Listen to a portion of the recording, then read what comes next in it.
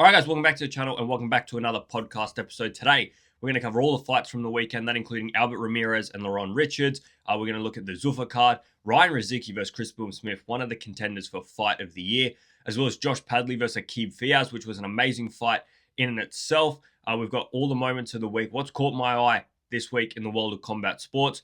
A stack of breaking news. There's a lot of news we've got to get through, and then we're going to finish up by previewing next weekend's action, primarily Bam Rodriguez versus Antonio Vargas, which is a great fight. But let's start with this weekend's results. We're going to start with that card out in Montreal, Canada. Imam Khataev defeats Michael Diallo via a round 1 TKO. A very strange fight. For the first minute and a half. I don't remember Michael Diallo actually really throwing a punch. It was Imam Khataev on the front foot, using his power, going to the body, trying to open up the head.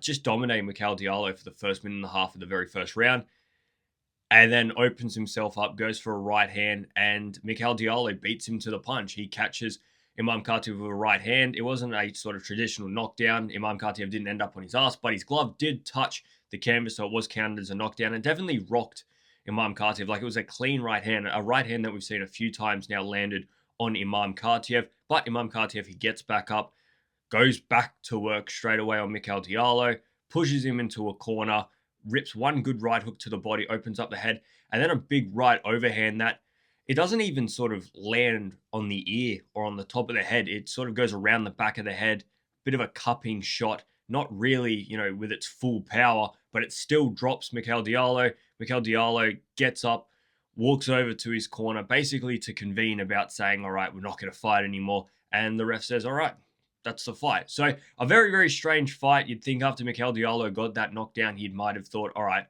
I've got a chance in this fight. I know I'm the B side. I know that this guy hits very, very hard, but I have knocked him down. I've got a chance. But no, he almost took the easiest way out the first time he got knocked down. I don't recall him saying he had an injury or anything like that, but very, very strange fight. Good win for Imam Khataev. That's now back-to-back wins since that David Morrell defeat, which for me, personally, wasn't a defeat. And in terms of what next for Imam Khataev, I think the fact that he ran with David Morrell and arguably won, drew, or lost that fight, depends on how you viewed it. I respect that it was a very, very close fight. And if you thought Imam Khataev lost it, I can understand that. I think it's a very, very, very close fight. So any three of those results were possible. In my opinion, Imam Khataev did enough to get a draw or a win. But nonetheless, ran it with David Morrell, who at that time and place, still was a top light heavy. We've now got a lot of questions considering lost to David Benavidez, arguably lost to Imam Khataev, got knocked out by Zach Chelli. But what next for Imam Khataev? I think that Zach Chelli fight is a good fight. If David Morrell's not going to run it back with him, I think that's now a high level opponent. You both had fights against David Morrell. I think put them two together, it would be a good fight. I think Anthony Yard is a good fight. I think Willie Hutchinson's a good fight. I think Najee Lopez is a good fight. Any of these names, I think Imam Khataev needs at very least a top 10 guy. At very least a top 10. If you can push a top 5, I'd say go for the top 5. Imam Khataev is ready for that. All right, Albert Ramirez defeats Lerone Richards via split decision, 115-113 Ramirez, 116-112 Richards, 115-113 Ramirez. This is why fighters hate to be the B-side. This is why fighters hate to travel abroad. This is why fighters sometimes don't take a hard option or take a difficult road. Because Lerone Richards, at a very poignant part of his career, this is a big win for him. There's a belt on the line. He travels to Canada to be the B-side against Albert Ramirez, and he gets completely and entirely robbed of the win, of that belt, of that status of beating Albert Ramirez. That's that fight.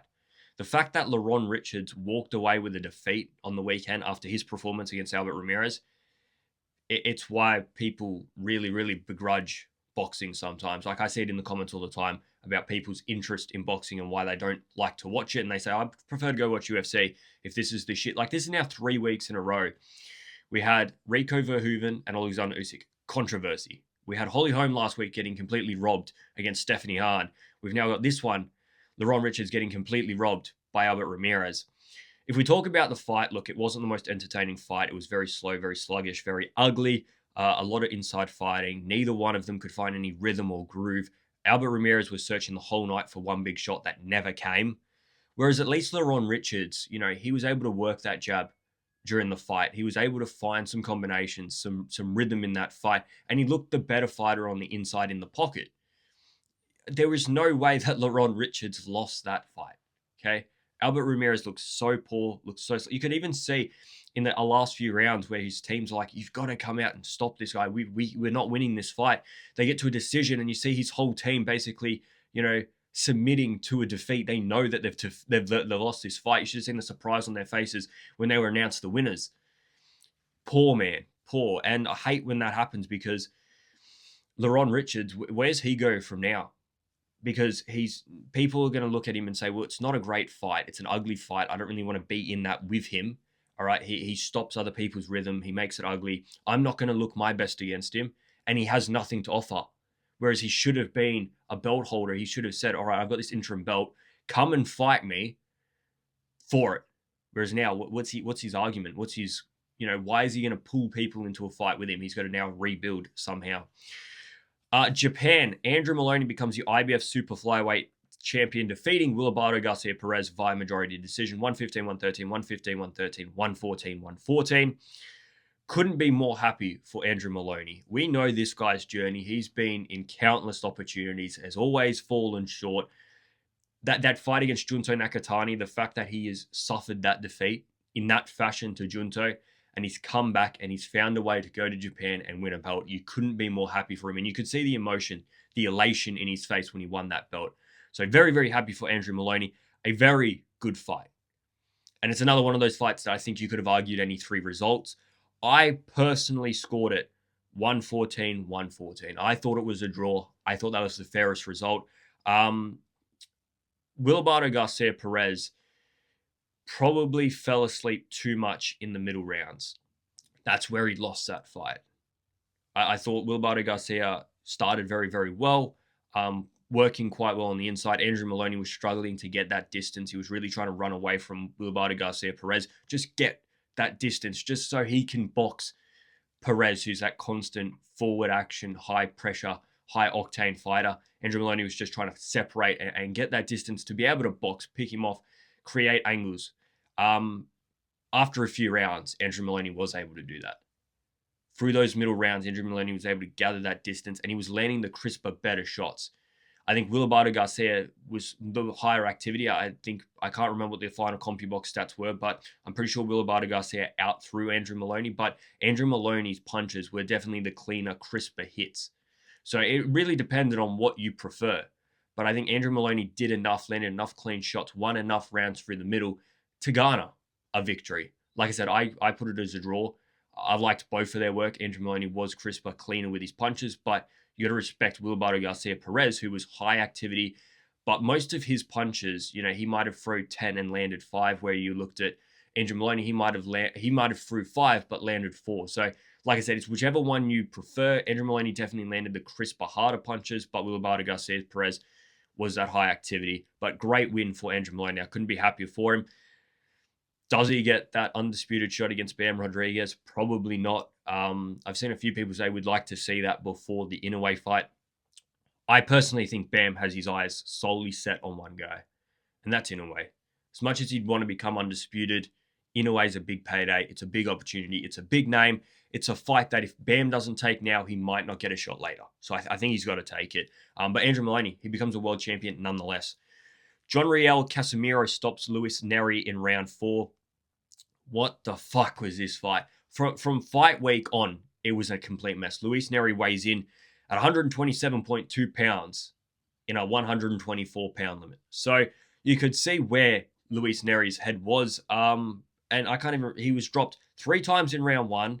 He was dropped once in round 2.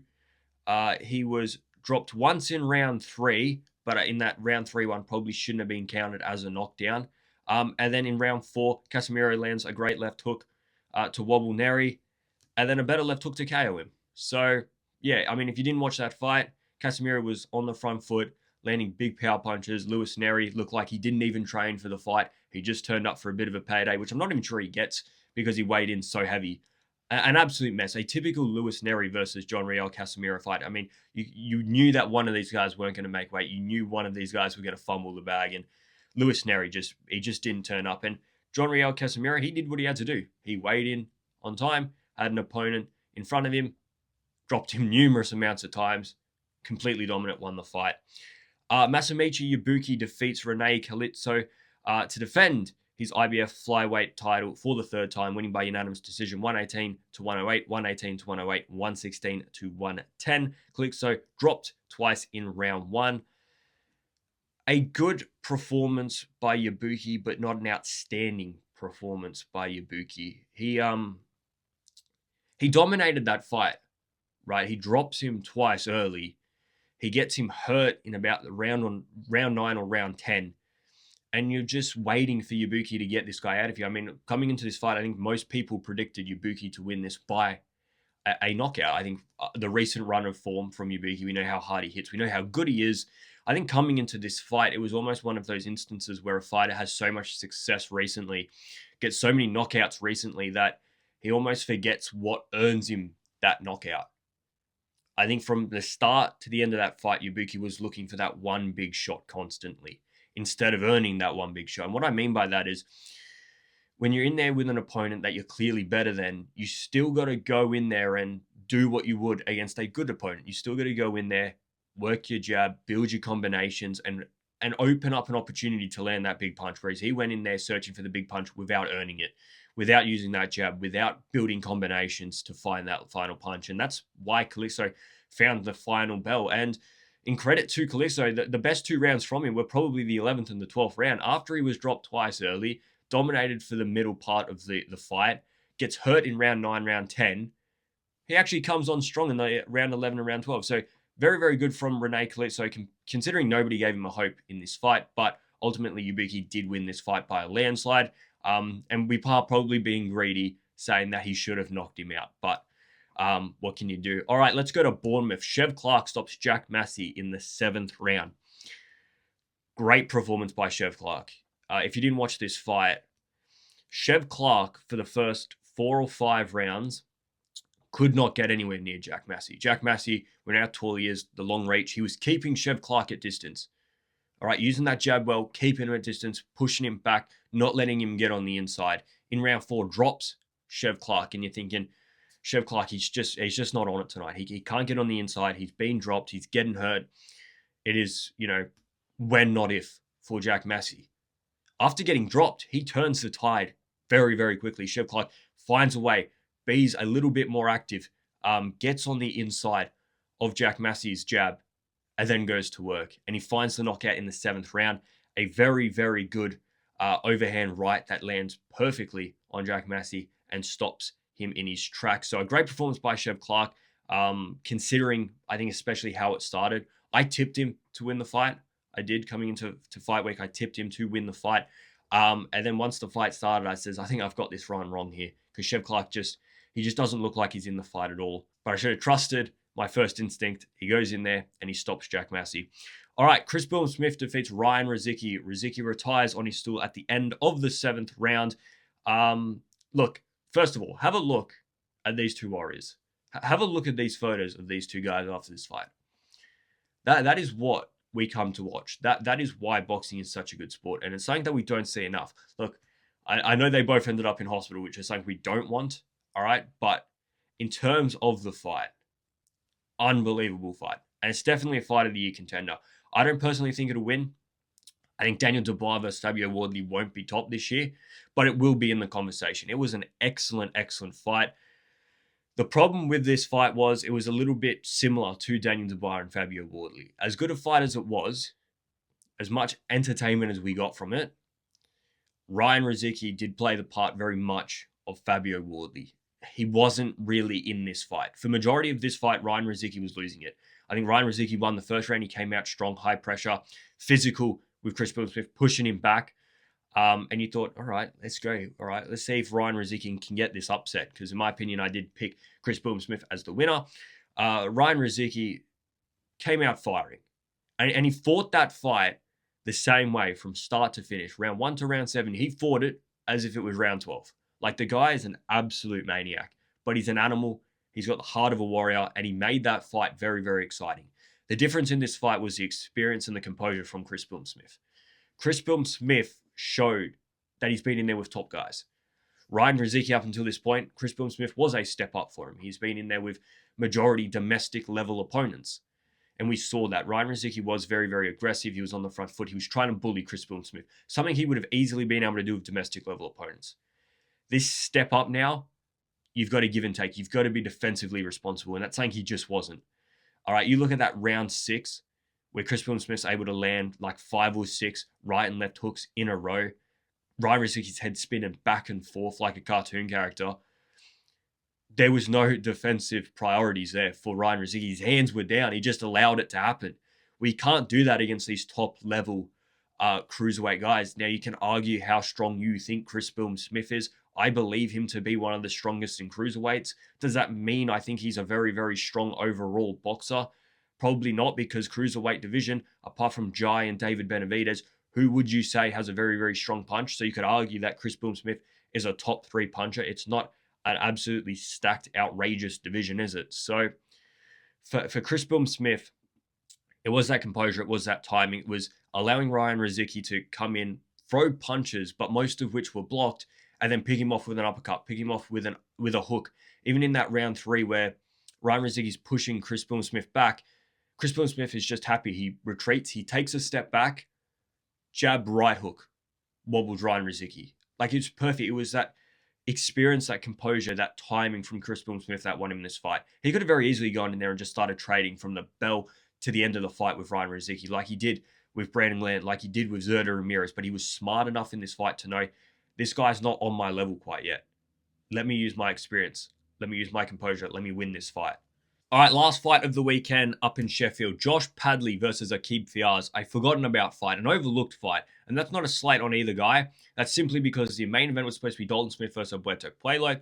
Then it was supposed to be Ricardo Sandoval versus Galal Yafai. This was almost the third tier fight promoted to the main event. So it is a hard sell. Not many people got around it, but the people that did get around it, the people that did watch it were, showing a very entertaining fight. All right, that was a great fight. So if you overlooked it, shame on you, because it was an excellent, excellent fight. Josh Padley defeating Aqib Fiaz via a split decision, 113-114. Fiaz, 114-113. Padley, 115-112. Padley. My scorecard will be up on the screen so you can see how I scored it. There was a point deduction in the 11th round, which is probably a great place to start talking about the fight. He was deducted a point deduction. I think the official point deduction was for a headbutt. Leading with the head. I don't think it was actually a landed headbutt, but leading with the head. But for me, Aqib Fiaz is lucky to have only had 1 point deducted in that fight.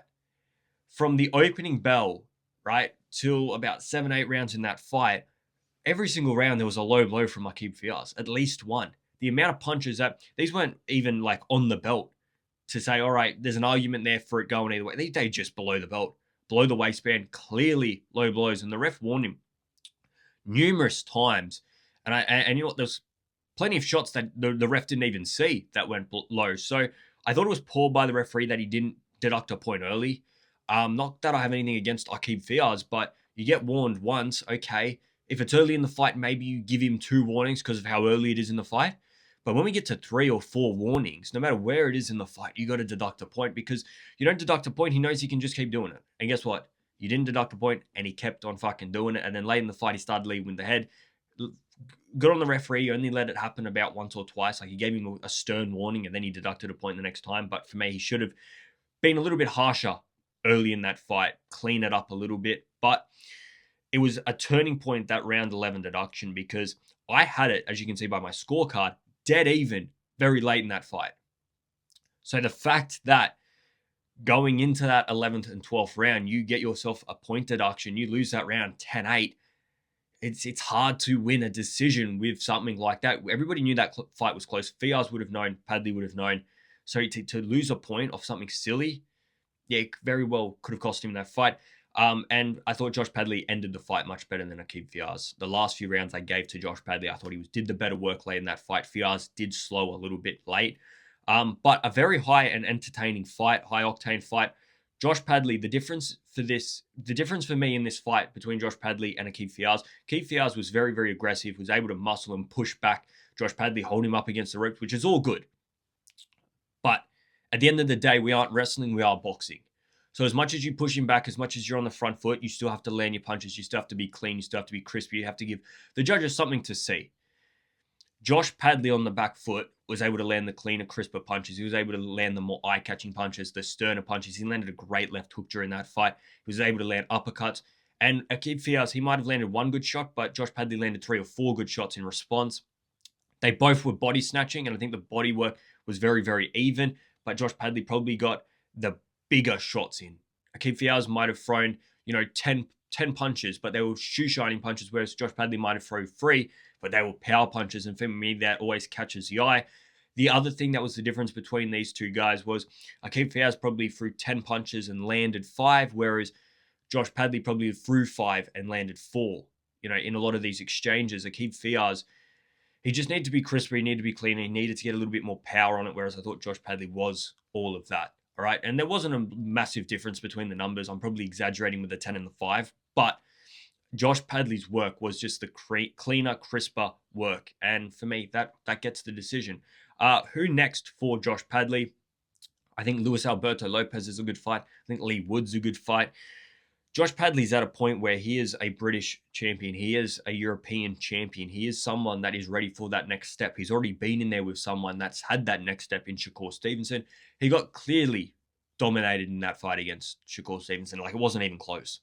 But I'd like to see him in there with another top 5 guy. I'd like to see how he's learned, how he's adapted. A new division. Mind you, don't forget that he fought that fight against Shakur Stevenson on 2 days' notice on a division that, he's not in anymore. He's now down a division. He does look better, stronger, and more physical in this division. So, yeah, a top 5 guy for Josh Padley next, no doubt. All right, I do want to talk quickly about the UFC results that happened on the weekend. Like I did say a few weeks ago, we are going to start integrating some more UFC talk into this chat because, look, I love the UFC. I'm the most casual viewer you're ever going to see. So, yeah, I'm not going to give you in-depth stuff like I do with the boxing, but it's still something that interests me. I'm still going to talk about it. So if you don't like it, you can fast forward. The timestamps are in the description, in the comments, but just watch. Come on, give me the watch hours. Brandon Allen defeats Edmund Shabazian by unanimous decision with 30-27, 30-27, 29-28. Brandon Allen has now got a great win streak. I mean, the Vettori win was good. The Reina Derrida fight, that was a very good win. I mean, you'd think about where Reina Derrida was at that point in time. He had just beaten Kevin Holland. He'd just beaten Bo Nickel, and then he had dominated Robert Whittaker. Brandon Allen came in and handed him his first loss.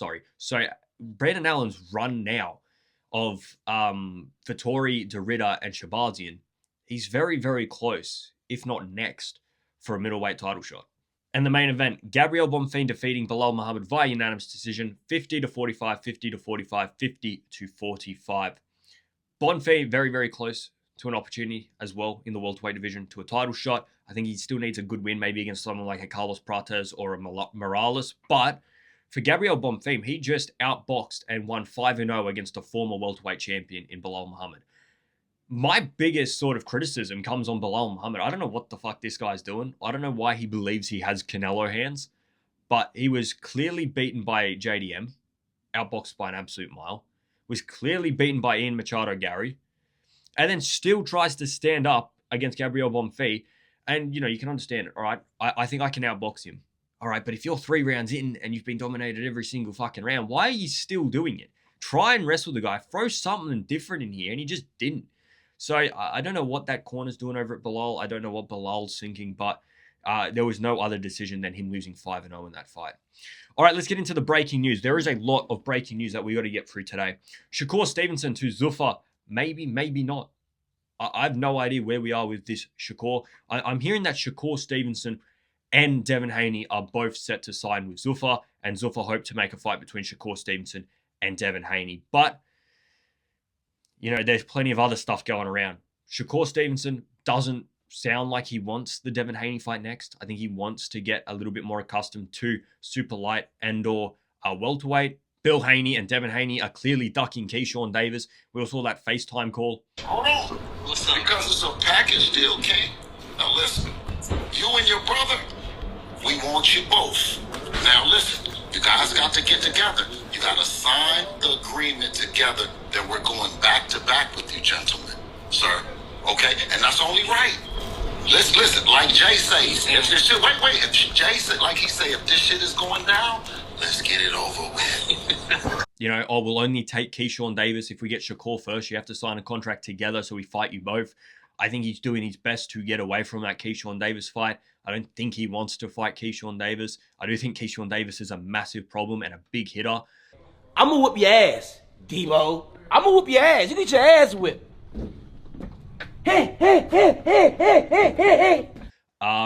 But it is a mess. I think Bill Haney and Devin Haney are very, very smart. They do things in a very smart way. Like, they want Shakur Stevenson at welterweight. They know they have the advantage. Shakur Stevenson wants it at a catchweight. They won't meet an agreement. At the same time, as Devin Haney doesn't want to drop a few pounds to take on Shakur, he wants Boots Ennis and Sebastian Fundora to meet them at welterweight. So you don't want to drop 2 or 3 pounds to take on Shakur, but you expect John Boots Ennis and that massive giant of Sebastian Fundora to drop a few pounds to fight you at a catchweight or at welterweight. So, you can see the way that they want the fights, but they want them on their grounds. We're not ducking anybody. They're ducking us. They don't want the action, but it's like you're giving them unreasonable clauses that they have to sign. If Devin Haney really wants those fights, you either go up to super welterweight and show it that you want those fights, or you drop down. It's not even a lot. It's like 2 or 3 pounds of catchweight to take on Shakur. So Bill Haney and Devin Haney are very, very smart the way that they do things, and they make it look like they want fights, but in my opinion, they don't. I hope they just resolve it. Anthony Joshua plans to fight till he is 40. He's done an interview. He's currently 36, and he says his plans are to fight till he's 40 years of age. I don't want to see it. I kind of am happy to see him take on Tyson Fury and retire. I don't know. Like, I know he's under this new tutelage of Alexander Usyk, and I'm very interested to see how he performs and he looks under Alexander Usyk. And I think that will give us a good gauge of what to expect going forward. If he's a completely revolutionized, different fighter, we see them run on the beach, Rocky style. If he's a different breed now, and he goes in there and he knocks out Tyson Fury or something, all right, yeah, I can garner him going to 40. But we have to see something better than what we did against Daniel Dubois and even Jake Paul. But that was farcical, so I don't even want to talk about that.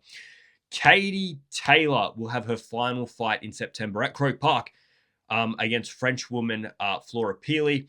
A great send-off for Katie Taylor in Dublin at Croke Park. You couldn't ask for much more. This is like fairy tale ending for Katie Taylor. So I'm very, very happy for her. She's had an amazing career, and argue amongst yourself if she's the GOAT or if Clarissa Shields the GOAT. I can understand either angle, honestly. I kind of think they're both GOATs in different ways. I think they're both exceptional fighters in different ways. I think Katie Taylor probably has the better resume, though. She probably does. If I'm being honest, she probably does. This will make her an undisputed champion in a third division.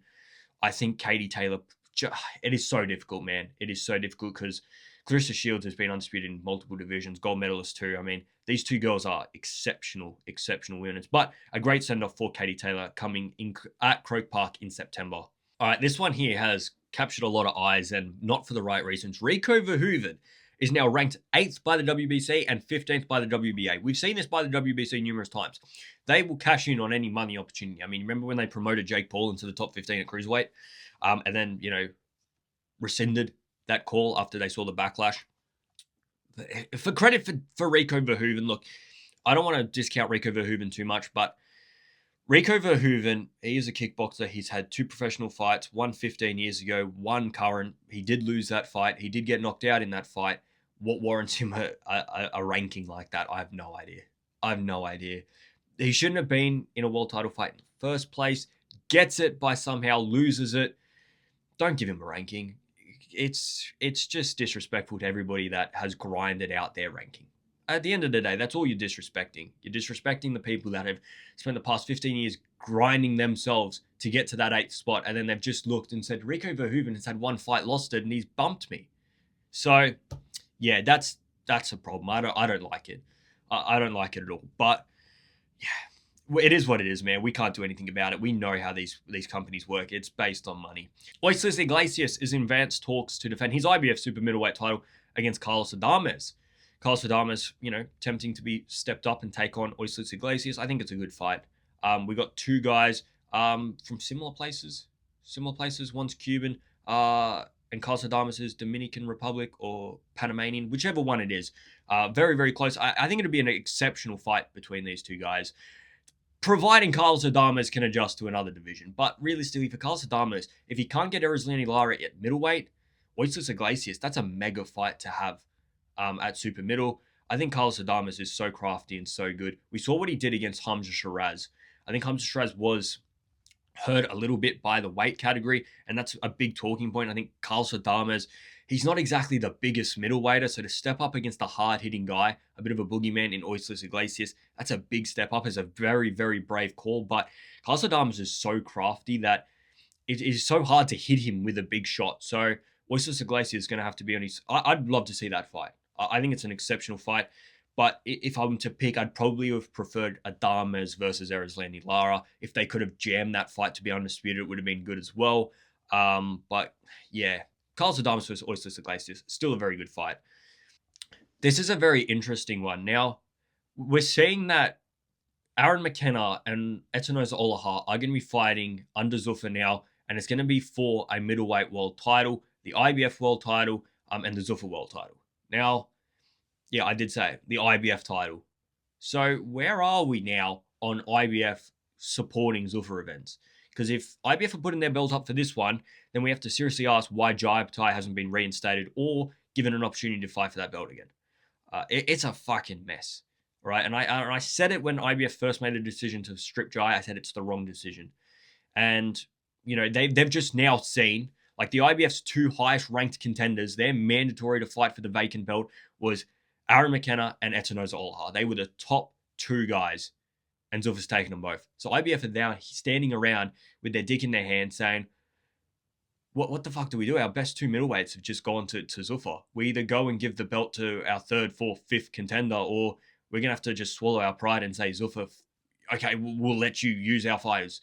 I think that's a mad thing from IBF, and it was a stupid decision to strip Jai in the first place. Mike, I don't know why they would.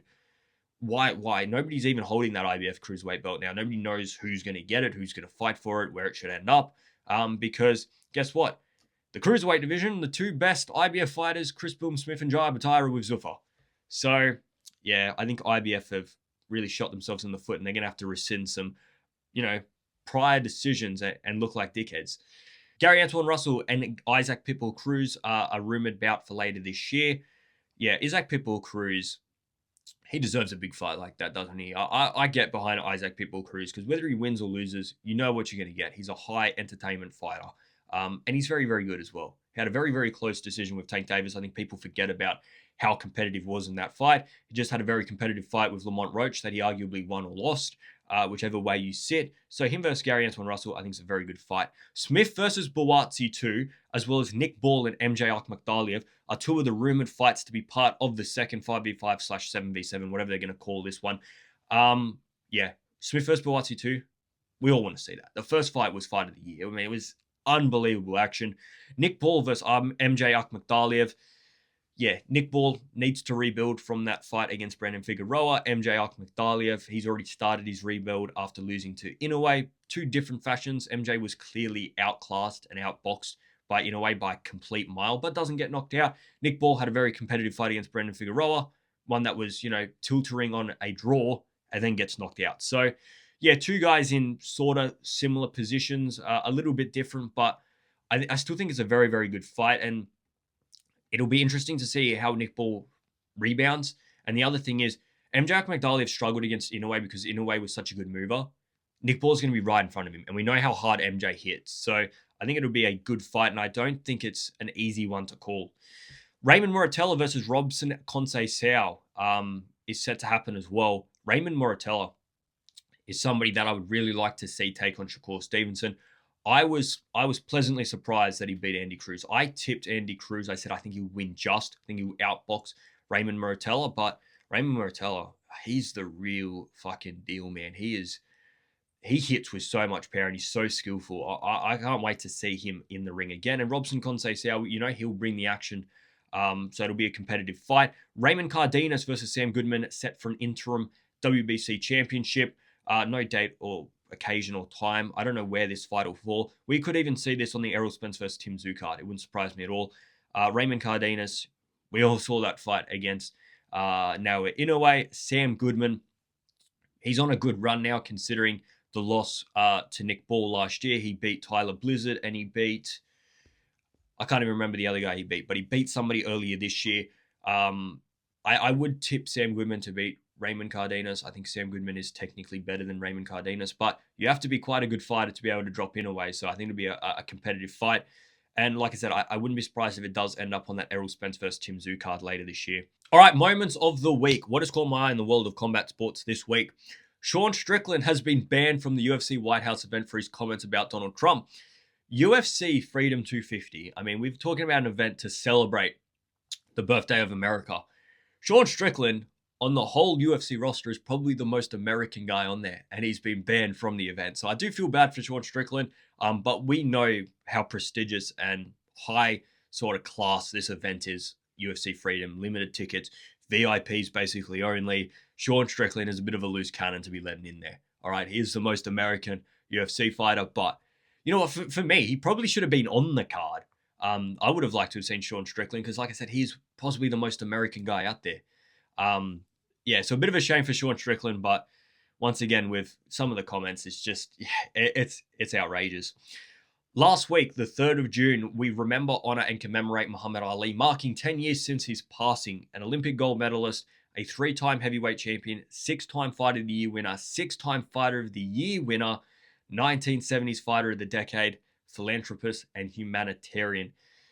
Just an unbelievable fighter, man. The fact that, you know, this guy fought 60 odd years ago and we still talk about him as the greatest, it shows you how good Muhammad Ali was. And I think his impact spurs more than just boxing. I mean, the humanitarian, the philanthropist stuff, all the stuff that he did outside the ring and inside the ring, he is one of the greats. Cassius Clay, Muhammad Ali.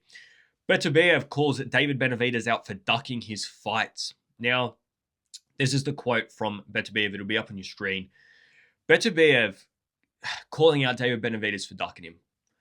I'm at a very strange point in David Benavidez. I think we've given him so much sort of leniency in his career because the storyline's always been David Benavidez is only fighting sort of bums or lesser fighters because he couldn't have got the fight with Canelo Alvarez, which is a fair argument, but it doesn't also discount the fact that people that David Benavidez has fought and has beaten. I don't want to discredit his wins too much. I think Caleb Plant, you know, that was a tough fight. Demetrius Andrade, sort of back end of his career. David Morrell, we've seen what David Morrell's been throwing up lately, so maybe we overstated that win. Zurdo Ramirez, a champion at super middle, a champion at cruiserweight, but no real big names on the fact sheet, and a stylistic nightmare. Zurdo Ramirez also at the back end of his career, no footwork. It worked for David Benavidez. I don't want to discount his wins too much, but I think there is a point in his career where David Benavidez needs to stop blaming Canelo Alvarez for the fights that he's having. And what I mean by that is there is plenty of people in and around that David Benavidez can go and fight. If you really want to make a statement, if you really want to be the best, go and fight Jai Opetaia. Go and fight Dmitry Bivol. Go fight Artur Beterbiev. Go fight one of these big guys. It's not as though Jai Opetaia has a fight lined up. It's not as though Dmitry Bivol, we know if he's taken on Beterbiev or Callum Smith. If he's going to be taking on Callum Smith, then why is Beterbiev not going to be facing David Benavidez? Saying that David Benavidez, you know, if he ducked Beterbiev a few years ago, he might come around to taking on Artur Beterbiev now because Artur Beterbiev is not the fighter he might have been 4 years ago. Artur Beterbiev is now at a point of his career where we haven't seen him for 15 plus months, slowing down, 40-something years of age. So it probably works in favor of David Benavidez. But I want to see David Benavidez against Jai, either the top cruiserweight or against Dmitry Bivol, the top light heavy. Either one of those. All right? I even hear talks about him taking on Alexander Usyk. I like how the chats are starting now when Alexander Usyk just had his worst performance. And like I said, I don't want to rip into David Benavidez too much. I do think he's an exceptional fighter. I do think he has a lot to offer. But I do think it's a point where we have to stop blaming Canelo Alvarez for David Benavidez and say, David Benavidez, what are you doing? What are you doing to make these big fights? You didn't get Canelo Alvarez, but he's not the only name in and around those divisions. Let's see you have a big fight. Let's see you compromise something. And I think a lot of it does reflect on his promoter, Samson Lukowicz. I'm not a fan of Samson Lukowicz. I think he's one of those guys. You know, in Rocky 3, when Rocky finds out that he's just sort of been, you know, given easy fights in every single title defense. You know, he's been catered to. He's been hand-picked fights that he can win. and then he wants to take on Clubber Lang. I feel like that's what Samson Lukowicz does, right? He gives you hand-picked easy fights. Like you look at what Gabriela Fundora, undisputed champion, the people that she fights. You look at Sebastian Fundora, the fact that he ducked a fight with Xander Zayas, which was the fight to make to take on Tim Tszyu, that was still recovering from being blasted away from Bakram Murtazaliev. And then we saw him say, all right, I want the top dogs in the division, and then takes on Keith Thurman. We knew Keith Thurman wasn't going to win that fight. So I do think that's a reflection. David Benavidez, I believe, only has one fight left with Samson Lukowicz. And I think the best bet for Benavidez is you have that last fight and then you go and find a better promoter. Because, like I said, I don't really have much respect or care for Samson Lukowicz, the way he protects his fighters, the fights he gives them. I'm not a fan. I'm a fan of fighters fighting the best. If you're going to call out the best, you go and face the best. If Sebastian Fundora wants to call out Virgil Ortiz, John Boots, Xander Zayas, all these people, then you go and face them. You don't call them out and then go face Keith Thurman or vacate belts, which I think is something that we overlook. Michael Bisping and Tom Aspinall, this was a relationship that's come out sort of the past week. Michael Bisping saying he's not really that close with Tom Aspinall. He doesn't talk to him anymore. I got to choose my words carefully here, but he just said he's still not clear to fight. But he's been very vague with the details. Yeah. Because he's got a YouTube channel. He posts content all the time. You talk about it. Yeah. You know, the procedures that he had, the operations, whatever they were. I had a surgery. It was a very, very serious surgery. It's called sclerobuccal. Look it up online. It's gross what they do to the eyeball. I don't know what he had, but he hasn't talked about that. I had that surgery, recovered, came back, and had a fight in a shorter amount of time than what it's taken this whole eye poke saga. You know, it stinks, Michael. It stinks. I don't say it stinks. I mean, it's as a guy, I know Tom. We used to have a close relationship. We don't talk these days. He was a great guy. Maybe, I don't know, you look between the lines. There's something fucking weird going on. Which I think is a massive shame, because in the come up of Tom Aspinall, I think there was a bigger figure calling for how good Tom Aspinall was. Every time you heard Tom Aspinall being talked about, Michael Bisping would big this guy up every single fucking time. And Michael Bisping, I think all he did was simply question, why haven't we heard any reports from Tom Aspinall? Why are we not seeing any doctor's notes? Why aren't we seeing anything really from Tom Aspinall talking about his eye? And stuff from that has sort of spurred out into personal life and almost divided the two guys. But I think Michael Bisping questioning where Tom Aspinall is fair. You get away with it. You did get poked in the eye. It wasn't foul. But it's a point where you got to start saying, well, where are you, mate? What the fuck? We see this noise between Tom Aspinall and Eddie Hearn. Tom Aspinall not fighting. It is a mess. Tom Aspinall, he was shafted by the UFC in the first place, not getting the John Jones fight. And then the fact that he fights Cyril Gahn after like 20 months odd layoff, and he just gets poked in the eyes for the first few rounds. In Cyril Gahn's defense, I think Cyril Gahn was winning that fight at that point, but you can't eye poke people. And that's another thing that UFC needs to think about. I don't know why that they aren't just using these gloves that I've seen going around that hide the fingers, like almost like a mitt. I don't know. Put them in oven mitts, because there's no reason that the fingers need to be out. The Zuffa shirts, I see this. This is like a bit of a moment of the week, because I think it's so funny. I see all over Zuffa and UFC and stuff, these shirts that they sell. All right. And I don't want to disrespect any fighter. All right. But we're going to use Ryan Rozicki as an example. All right. But no disrespect to Ryan Rozicki. No disrespect to Chris Boom Smith. All right. I have much respect, especially seeing those two animals and warriors go to war. But Zuffa are bringing out these shirts, right? From all the fighters. Every single fighter basically on the roster gets a shirt. And they're selling it on their website. If you're not a friend or, you know, a family member, who's actually buying these shirts? That's my biggest question. Who's going out here and spending that amount of money to buy one of these shirts? It's something that the UFC always do, and I've never personally gone out and seen anybody wear these shirts, whether they're UFC ones or whether they're Zuffa ones. I never see people wearing these shirts. I always see sort of other brands of these shirts. So I know Zuffa does have these partnerships with their fighters that they're going to, you know, sell them in different ways. It's more than just the fights. It's all the promotional corporate stuff as well. But if anybody's bought one of these shirts, please do let me know in the comments, because I'd love to know, are people buying these shirts or not? Shakur Stevenson still rooting for Josh Padley after their fight. I love when enemies or foes become friends and they root for each other. Like Shakur Stevenson. Shakur's fight was saved on that card. Let's not forget, Shakur was going to not fight on that card.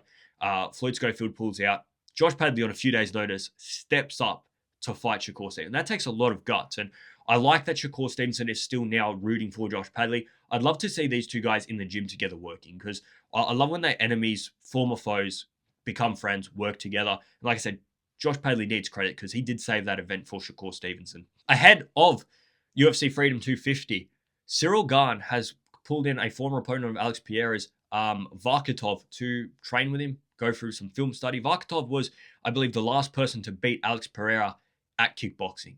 So, Gane getting some inside knowledge there from Vargas. I think the fight this weekend, Cyril Gane versus Alex Pereira, looks unbelievable as a heavyweight. I mean, the guy's fucking huge. I've met him once, right? And he was a fucking giant, and that was when he was still fighting light heavy. Like, he is so fucking big, right? I'm about 5'11", right? And I stood next to him. I was like, nah, this guy, how was this guy a light heavyweight? How the hell was this guy a middleweighter?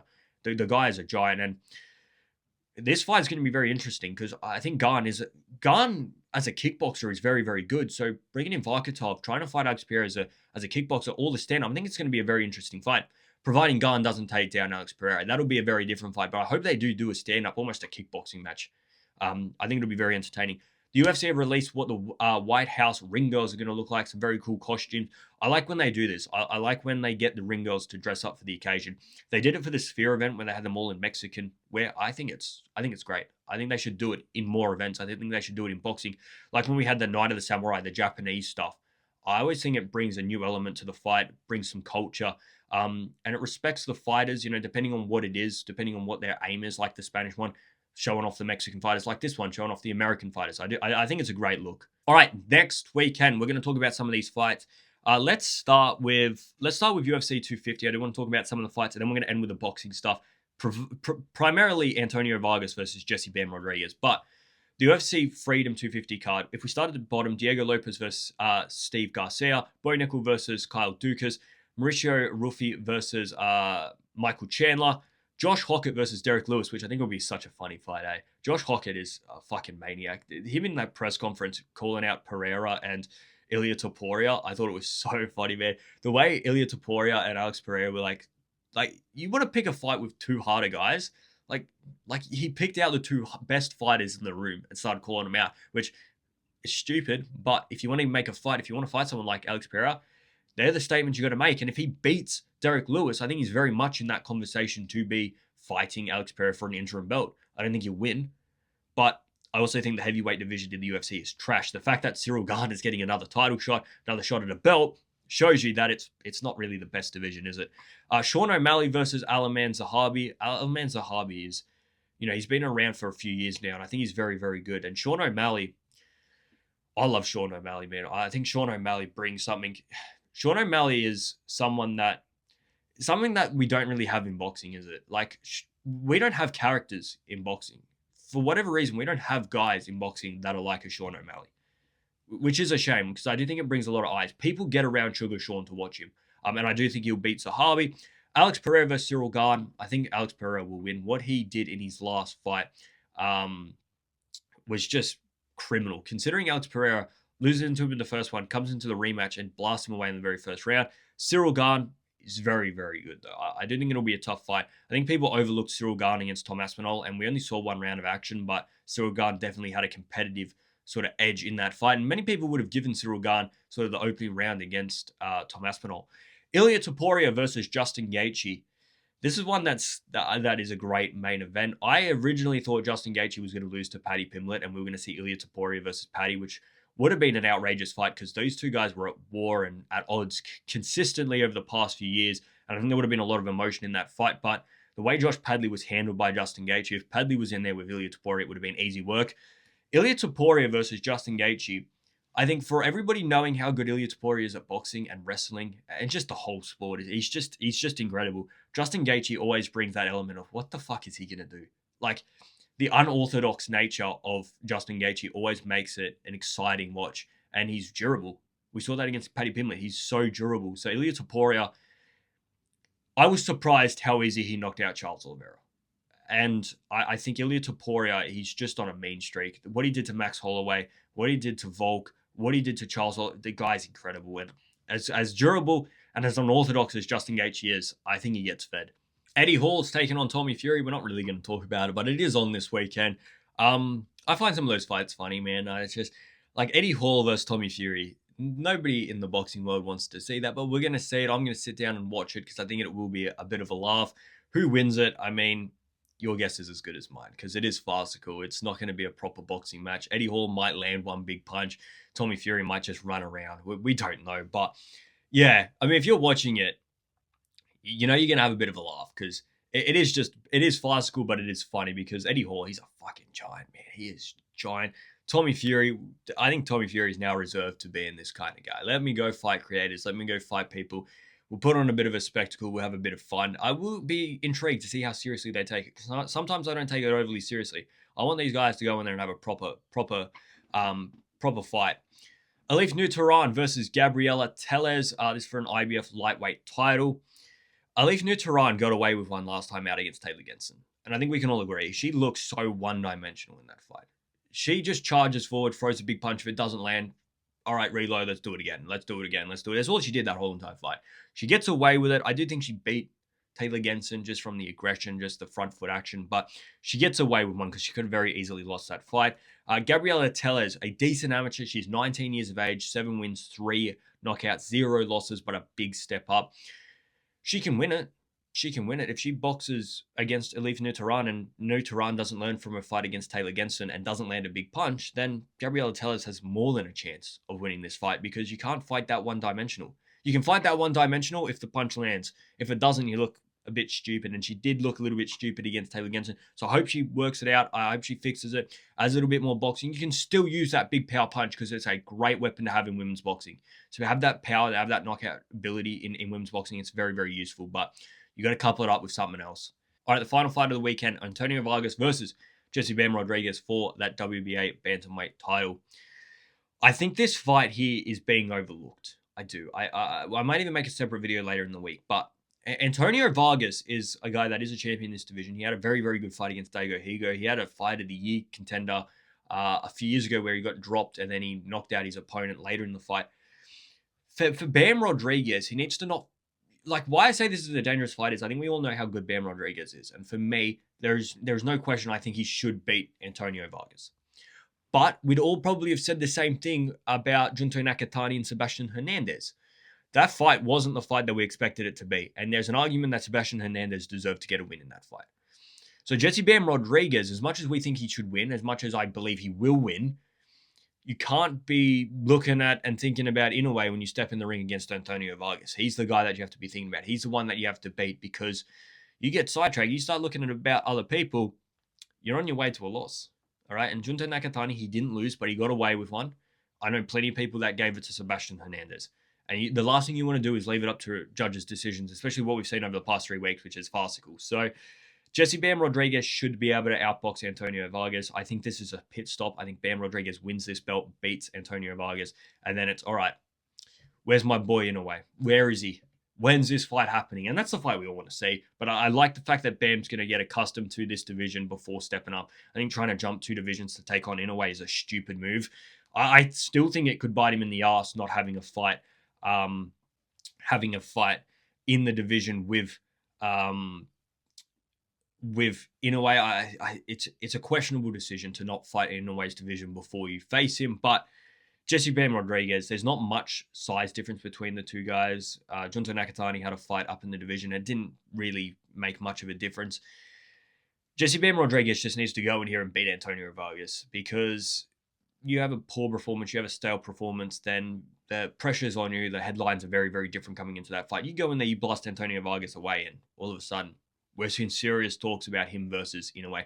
All right, guys, thank you all very much. This has been a very long podcast, longer than I normally do them, but I'm glad we got to talk some boxing for an hour or so. If you are new, please do like the video, subscribe. If you have made it this far, I do appreciate you watching. I do appreciate you being a part of the channel. And you know what? Jump in the comments. Let me know all your thoughts about today's episode. Let me know what you liked, what you didn't like. If there's anything you want me to add. Is it too long this much? I know the last few have been about that 35 to 40 minutes. This one's going to be longer. I'll chop it all up, and I don't know how long it'll be. Probably close to 50 minutes or more. Let me know which way you prefer it. I can cut it down. I can either make this the hour long and then during the week release some clips from it. So you just have to let me know what you guys think. We do need a name for the podcast, and we definitely need a name for my moments of the week. Let me know what you thought of me integrating some UFC stuff as well. We're developing this podcast every single week. So like, subscribe. Thank you all for watching. I'm out of here, guys. See ya.